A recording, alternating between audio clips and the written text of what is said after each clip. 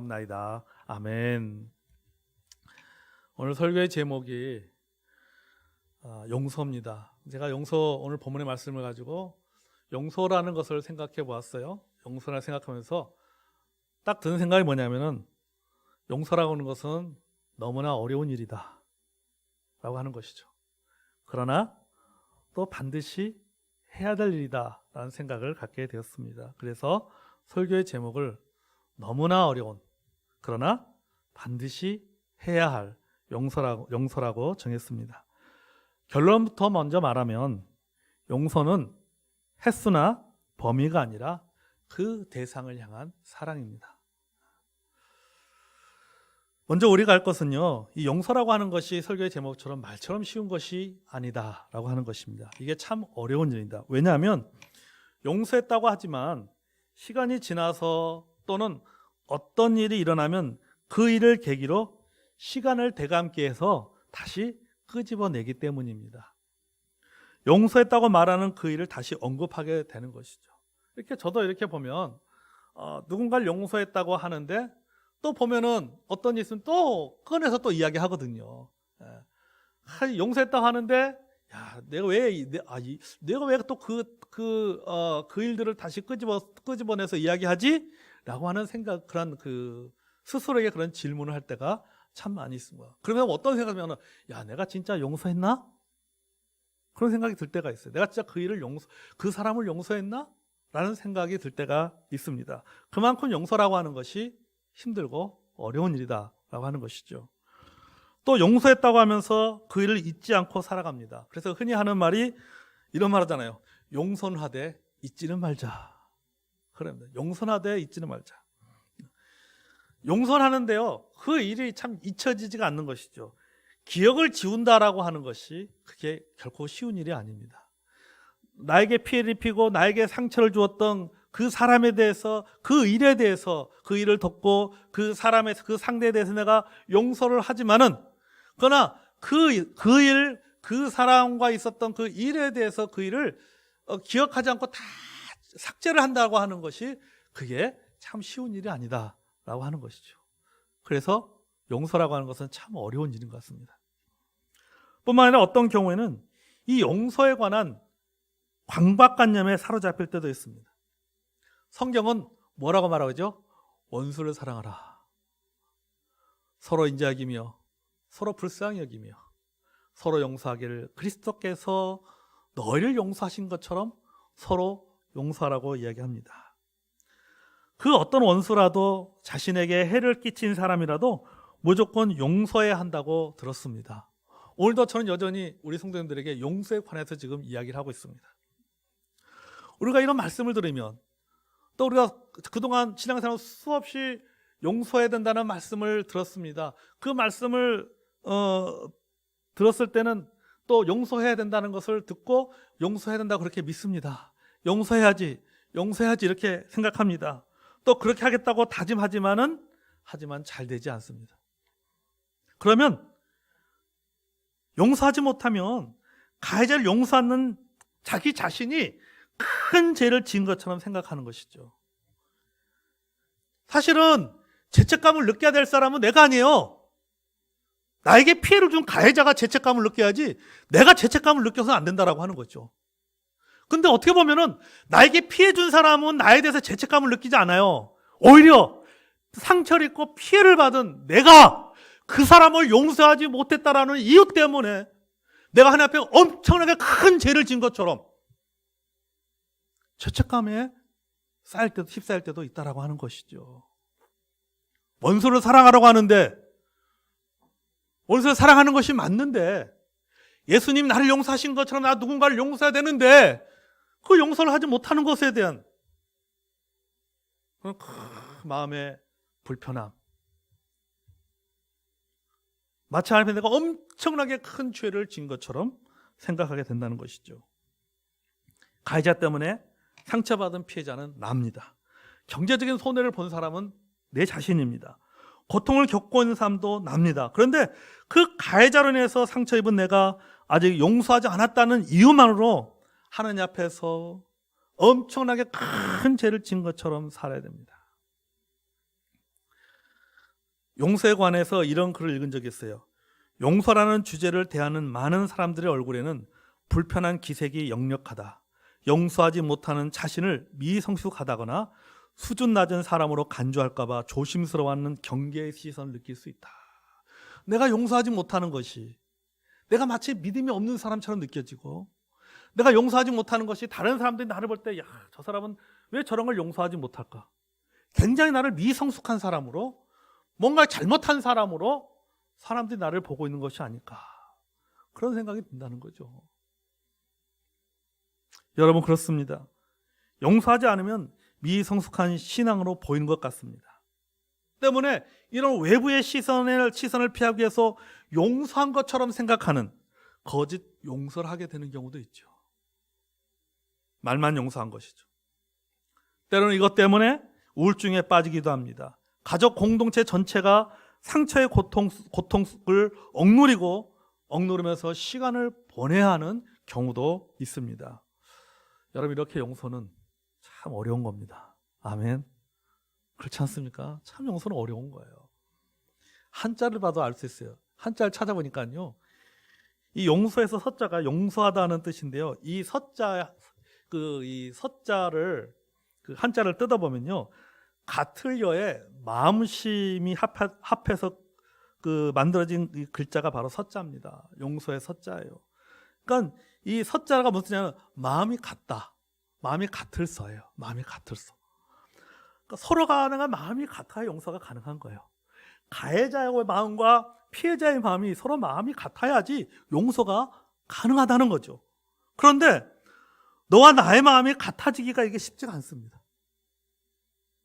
가해자와 피해자의 마음이 서로 같아지기가 이게 참 쉽지가 않은 거죠. 하루에 여러 번 바뀌는 것이 사람의 마음이잖아요. 하물며 피해자의 마음과 가해자의 마음이 같아진다고 하는 것은요, 더욱 어려운 것이죠.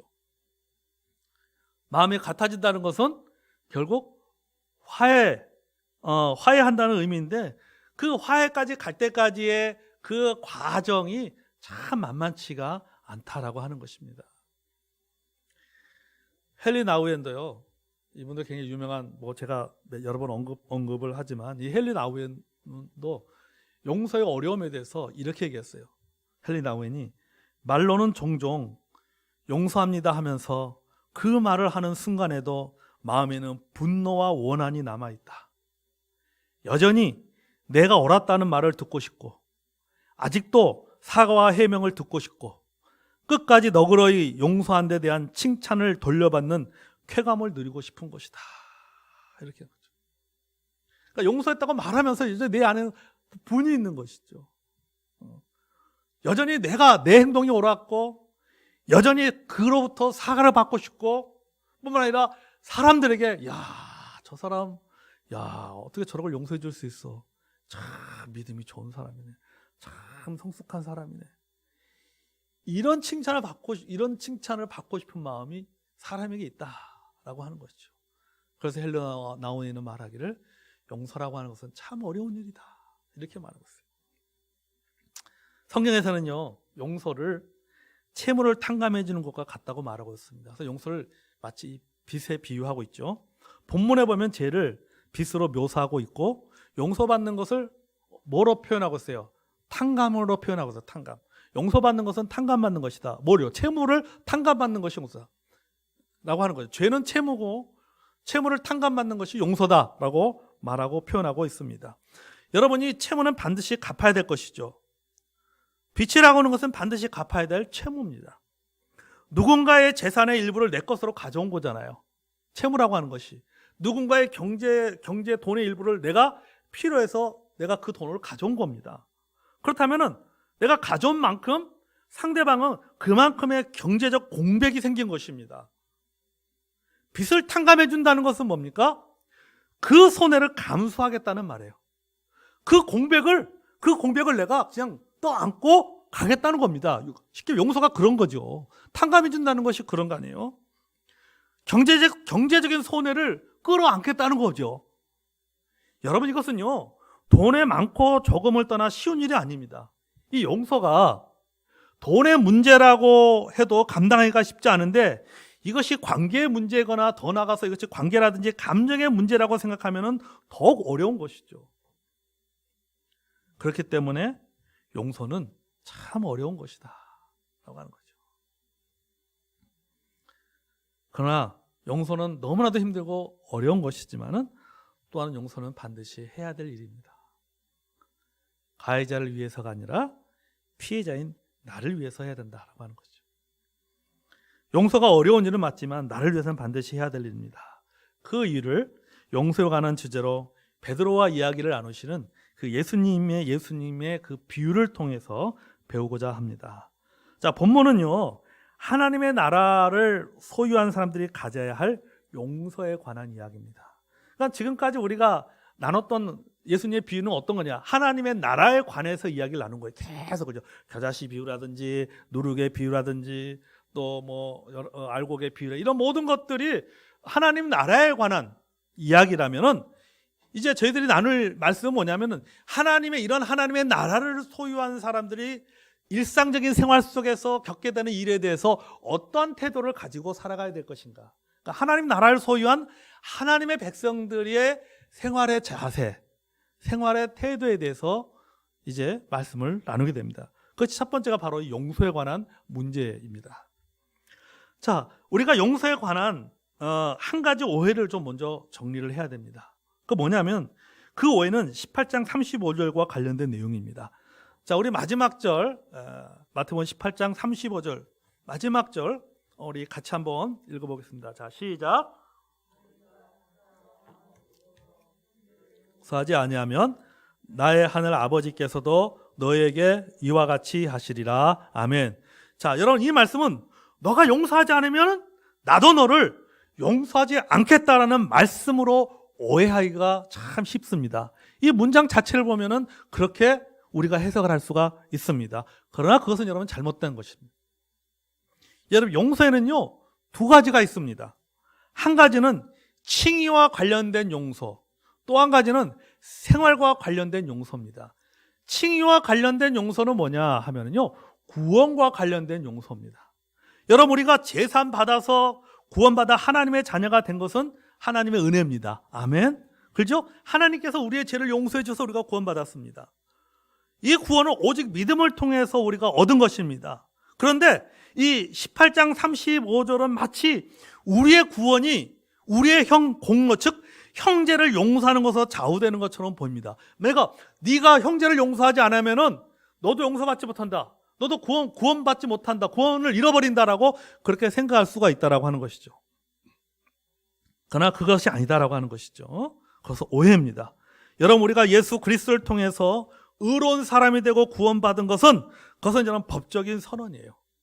그러니까 구원과 관련된 하나님의 용서는 한 번으로 영원한 효력을 발생하는 겁니다. 죄사함을 통해서 제 용서함을 통해서 내가 구원받아 하나님의 자녀가 된 것은 내가 생활 속에서 누군가를 용서하지 않는다 할지라도 그 구원을 잃어버리지 않는 거예요. 이것은 우리의 행위와 상관없이 취소되지 않는 용서인 것입니다. 우리는 그 용서로 구원받았습니다. 아멘. 또 한 가지는 생활과 관련된 용서입니다. 우리의 삶과 관련된 용서예요. 본문의 용서는 생활과 관련된 용서의 문제입니다. 그러니까 하나님의 자녀로서 생활 속에서 거듭 일어날 수 있는 용서의 문제에 대해서 관련된 것이죠. 자, 그걸 어떻게 할 수 있냐면 18장 21절에 보면은 몇 번이나 용서하여 주리까? 라고 나오잖아요. 베드로가 질문하잖아요. 몇 번이나 용서해 줄까? 몇 번이라는 말이 나옵니다. 몇 번이라는 말은 뭡니까? 여러 번을 말하고 있는 것이죠. 그죠? 여러 번 하는 용서를 가리킵니다. 따라서 본문에서의 용서는 구원에는 아무런 영향을 미치지 않는 일반적인 용서에 관한 이야기예요. 그러니까 오늘 본문의 내용은 뭐에 대하고 구원에 관한 용서에 관한 이야기가 아니라 우리가 생활 속에서 누군가의 문제가 생겼을 때, 누군가로부터 상처를 입었을 때, 누군가로부터 어떤 손해를 입었을 때 어떻게 용서해야 될 것인가라고 하는 그거에 관한 지금 이야기를 하고 있는 것입니다. 자, 이제 본문으로 들어가 볼까요? 자, 21절 보겠습니다. 자, 21절에 그때 베드로가 나와 이르되 주여 형제가 내게 죄를 범하면 몇 번이나 용서해 주리까? 7번까지 하오리까? 여기서 그때 베드로가 나왔죠. 그때는 앞에 이야기를 말하는 겁니다. 21절 앞에 이야기. 21절 앞에 얘기가 무슨 얘기예요? 형제가 죄를 범했을 때 어떻게 해야 되느냐라고 하는 이야기를 하고 있는 거예요. 형제가 죄를 범했을 때 이 죄 문제를 어떻게 처리해야 되느냐에 대한 이야기를 예수님께서 하신 것이죠.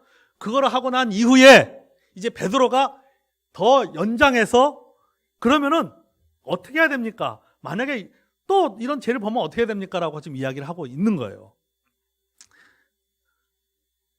교회와 어떤 개인에 관한 용서의 문제를 제기한 때를 가리키는데 이 말 직후에 베드로가 이제 개인적인 용서의 문제를 질문했습니다. 자, 뭐라고 질문할까? 7번까지 용서해 주어야 합니까? 라고 질문하죠. 여러분, 베드로의 질문에는요, 나름대로 굉장히 너그럽게 용서한다고 생각하고 던진 질문입니다. 7번까지 용서할 수가 있다라고 하는 것이죠.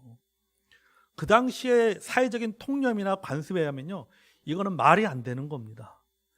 유대인의 랍비들은요, 3회까지는 용서해 주되 4회에는 절대 용서하지 말라고 가르쳤습니다. 그래서 그 문헌에 보면요, 랍비들의 문헌에 보면요, 이렇게 글이 적혔어요. 자기 이웃에게 용서를 구하는 자는 3번 이상 구하면 안 된다. 사람이 한 번 잘못하면 그들은 그를 용서한다. 그가 2번째 잘못하면 그들은 그를 용서한다. 그가 3번째 잘못하면 그들은 그를 용서한다. 4번째 잘못하면 그들은 용서하지 않는다. 이렇게 문헌에 기록되어 있어요. 그러니까 몇 번까지만 용서하는 거예요?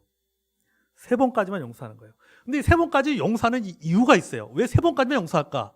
이들이 3번까지 용서하는 이유는 뭐냐면 구약의 아모스서의 근거에서 이야기를 하고 있는 겁니다. 구약의 아모스서를 보면요, 아모스 1장부터 보면요, 아모스 선자가 하나님 말씀 받아서 이렇게 하죠. 유다의 서너 가지 죄로 인해서, 또 두로의 서너 가지 죄로 인해서, 또 어떤 그 나라의 서너 가지 죄로 인해서 내가 벌을 돌이키지 않겠다, 이렇게 합니다. 서너 가지 죄라는 말이 나와요. 자, 그 중에 제가 1장 3절을 읽어보면요, 여호와께서 이와 같이 말씀하시되 다메섹의 서너 가지 죄로 말미암아 내가 그 벌을 돌이키지 아니하리니 이는 그들이 철 타작기로 타작하듯 길리앗을 압박하였습니다 라고 했죠. 그러니까 이 유대인들은 이 말씀에 근거해서 하나님은 3번까지는 용서하되 4번째는 형벌을 가하신다라고 생각한 거예요. 그러니까 뭡니까? 우리도 이 하나님의 그런 그 용서의 원리에 따라서 몇 번까지 용서한다는 거예요? 3번까지만 용서한다는 거예요. 그 4번째는 뭐 한다는 거예요? 용서하지 않는다는 거예요. 왜? 하나님도 용서하지 않았기 때문에 우리도 용서하지 않는다. 이렇게 잘못 해석을 한 거죠. 그런 잘못된 생각을 갖게 된 것입니다. 자, 이런 구약 성경의 근거에서 그들이 갖고 있던 이런 그 3번까지 용서하고 4번까지 용서하지 않는다라고 하는 이런 사상이 팽배해 있었는데 유대인들 사이에서는 그런 생각을 갖고 살았단 말이죠. 그게 상식이었단 말이죠. 여러분, 베드로는 유대인이잖아요. 그럼 베드로도 당연히 이런 생각을 갖고 있는 것이죠. 3번까지 용서해 준다. 어렸을 때부터 그렇게 배웠을 거 아닙니까? 그런데 베드로의 이 질문은요, 당시의 용서에 관한 원칙에 비해서 아주 너그럽게 용서의 질문을 던진 겁니다. 하나님도 3번까지 용서하지 않는데 몇 번까지? 7번까지라고 얘기하고 있죠. 7번까지. 그럼 7번까지 용서해야 됩니까? 굉장히 너그럽게, 굉장히 넓은 마음을 가지고 이야기를 한 거죠. 그러나 예수님의 답변은 전혀 뜻밖이었습니다. 베드로는 7번이면 최고로 한 것이라고 생각했는데 예수님의 답변은 달랐습니다. 7번뿐 아니라 70번씩 7번이라도 하라.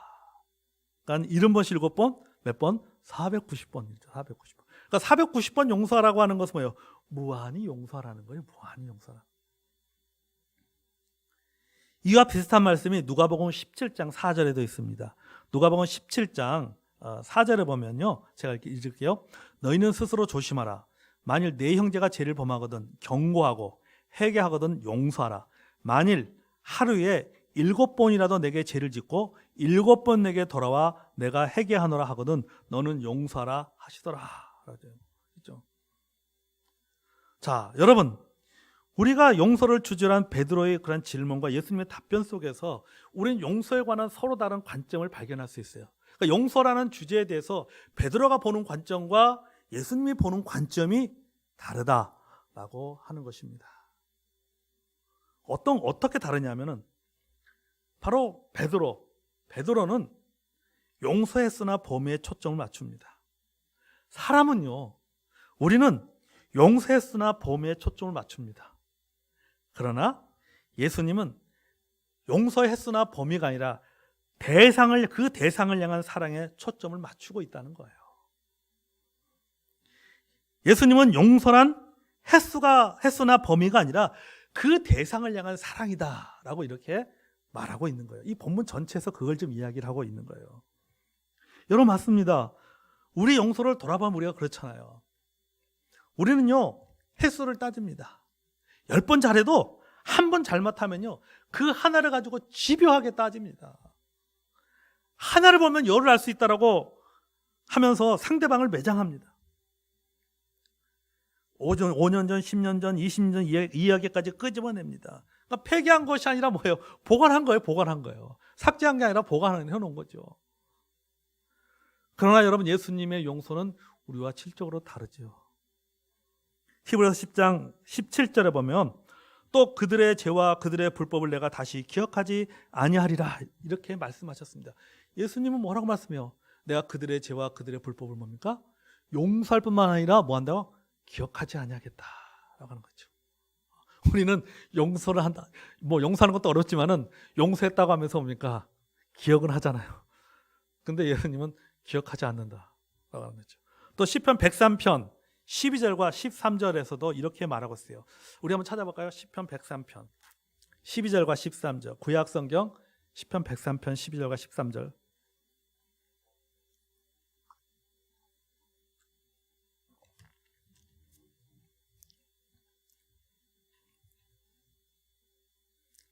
자, 시편 103편 12절과 13절 찾아서 읽어보겠습니다. 시작. 동이 서에서 먼 것 같이 우리의 죄가를 우리에게 멀리 옮기셨으며 아버지가 자식을 긍휼히 여긴 같이 여호와께서는 자기를 경외하는 자들을 긍휼히 여기시나니. 자, 죄를 넘겨버렸다 뿐만 아니라 긍휼히 여겼다. 아비가 자식을 긍휼히 여긴 것 같이 하나님 우리를 긍휼히 여기신다라고 말하고 있죠. 우리의 용서와 예수님의 용서의 차이가 바로 여기에 있는 것입니다. 우리는 횟수를 제한하나 예수님은 제한하지 않습니다. 우리는 기억하나 예수님은 기억하지 않습니다. 용서에 있어서요, 우리가 부모 자식 간의 용서, 형제 간의 용서는 조금 다른 것 같아요. 부모가 자녀를 용서하는 거하고 형제가 형제를 용서하는 건 조금 다르다는 생각이 들어요. 자식이 잘못할 때 그것을 세는 부모가 어디 있겠습니까? 그것을 일일이 수첩에 자식이 잘못한 것을 일일이 수첩에 기록해가지고 그것을 기록하는 부모가 어디 있겠습니까? 없습니다. 그 당시에는요, 화가 나지만요, 그렇다고 해서 그걸 세지 않아요. 그러나 형제는 조금 달라요. 같은 핏줄을 가진 형제라도요, 조금 다른 것 같아요. 형제지간에는요, 잘못이 지속되는 경우에는요, 속된 말로 인연 끊습니다. 부모 자식 간의 은연은 끊어지지 않지만, 아무리 자녀가 잘못해도 부모는 그 자녀가 돌아올 때 그거 품어주고 어떻든 다 그 부모 용서하고 하지만은요, 형제지간은 달라요. 똑같은 잘못이 계속해서 지속되어지고 그것이 한 번 용서하고 두 번 용서하는데도 계속 반복될 게 어떻습니까? 그런 말 하잖아요. 우리 인연 끊자. 그러잖아요.